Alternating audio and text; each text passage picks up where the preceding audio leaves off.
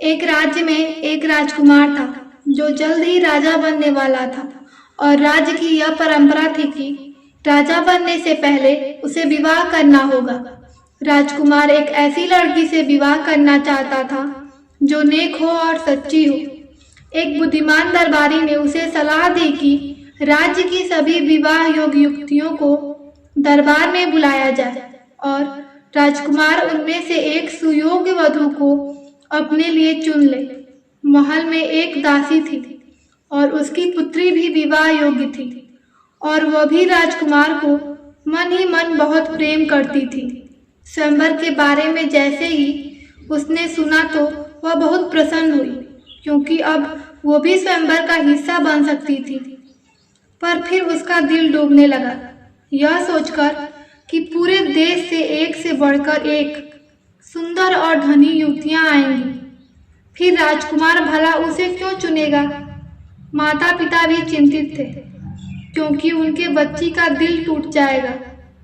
पर उसने अपने माता पिता से कहा, आप फिक्र मत करो, मुझे पता है राजकुमार मुझे नहीं चुनेगा, पर इसी बहाने मैं कुछ समय के लिए सही राजकुमार के निकट तो रहूंगी।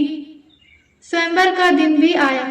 स्वयंवर में एक से बढ़कर एक सुंदर और धनी युवतियां आई थीं, जो कीमती वस्त्रों और बहुमूल्य आभूषणों से सुसज्जित थीं। राजकुमार ने तब सभी युवतियों से कहा, मैं तुम सबको एक एक बीज दूंगा और आज से 6 महीने बाद जो युवती मुझे इस बीज से निकले पौधे का सबसे सुंदर फूल लाकर देगी, मैं उसी से विवाह करूंगा और वही होगी इस राज्य की रानी। सभी युवतियों को गमले में एक एक बीज रोपकर दे दिया गया। अब दासी की बेटी को उम्मीद जागी, वो भी राजकुमार को पा सकती है, पर उसे बागवानी के बारे में ज्यादा पता नहीं था। पर फिर भी उसने बड़े प्यार से उस गमले की देखभाल की। उसे हमेशा लगता था कि बीज से उगने वाले पौधे पर जो भी फूल खिलेगा वे उसके राजकुमार के प्रति प्रेम का प्रतीक होगा। लेकिन 3 महीने गुजर गए, गमले से कोई पौधा नहीं उगा। उसने माली से बात की, उसने किसान से भी बात की, कई उपाय किए, पर कुछ भी काम नहीं आया। 6 महीने भी बीत गए, पर बीज से एक कोफल तक नहीं फूटी।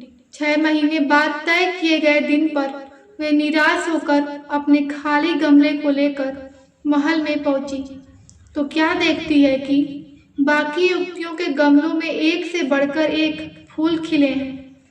उसका दिल बैठ गया और आंखें आंसुओं से भर गए। ये सोचकर उसने राजकुमार को खो दिया है। राजकुमार हर युवती के गमले में खिले फूल को गौर से देख रहे थे। अंत में जब उन्होंने परिणाम की घोषणा की तो दासी की पुत्री की तरफ इशारा करते हुए कहा, यही होगी इस घर की वधू और इस राज्य की होने वाली रानी। सबकी आंखों में राजकुमार के लिए प्रश्न चिन्ह था। फिर राजकुमार ने इसी रहस्य से पर्दा उठाया और कहा, जो बीज मैंने सभी युवतियों को दिए थे वे निर्जीव थे, नकली थे। उनसे पौधा उगकर फूल का खिलना तो असंभव था, पर दासी की पुत्री ने उस बीज से सच्चाई और ईमानदारी का फूल खिलाया है, इसीलिए वही होगी मेरी रानी। दोस्तों, सच्ची तो है, सच्चाई, ईमानदारी और संस्कारों से बड़ी कोई दौलत नहीं।